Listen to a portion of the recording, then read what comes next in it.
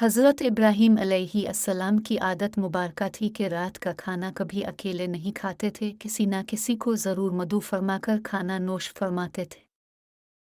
एक रात हसब आदत अब किसी मेहमान का इंतज़ार कर रहे थे कि किसी ने दरवाज़े पर दस्तक दे दी। अपने दरवाज़ा खोला तो देखा वहाँ एक 80 साल का बूढ़ा था। उसने कहा कि मुझे कुछ खाने को दे दो, मुझे बेहद भूख लगी है।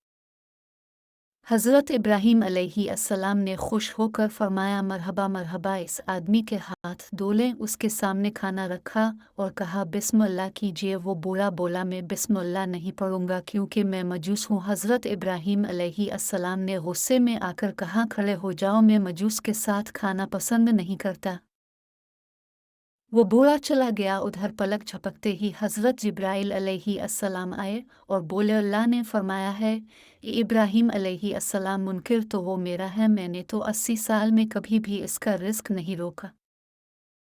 80 साल से वो मेरी नाफरमानी कर रहा है, मुझे नहीं मानता, मुझ पर ईमान नहीं लाता, लेकिन इसके बावजूद 80 सालों में मैंने एक दिन भी इसको भूखा नहीं सो लिया। हज़रत इब्राहीम अलैहिस्सलाम ये सुनते ही इस मजूस के पीछे दौड़े। थोड़ी दूर गए थे तो वो मिल गया। अब अलैहिस्सलाम ने फरमाया, ए अल्लाह के बंदे, मुझे मुआफ़ कर दो और मेरे साथ चलकर खाना खा लो।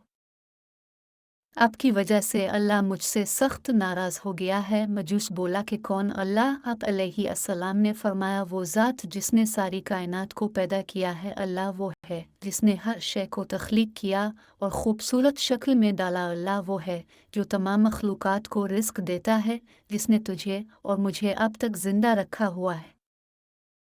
मजूस हज़रत इब्राहीम अलैहिस्सलाम की ये बात सुनकर रोने लगा और बोला, क्या कहने हैं तेरे रब के, ए अल्लाह के बंदे, तेरे रब का तो अखलाक बहुत आला और अजीम है। मैं इतने प्यार करने वाले अजीम रब पर ईमान लाता हूँ। चुनांचे इसने कलिमा पढ़ा और अल्लाह पर ईमान ले आया।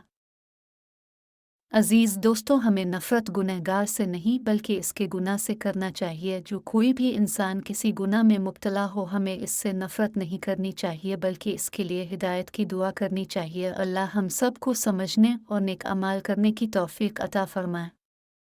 आमीन या रब्बल आलमीन।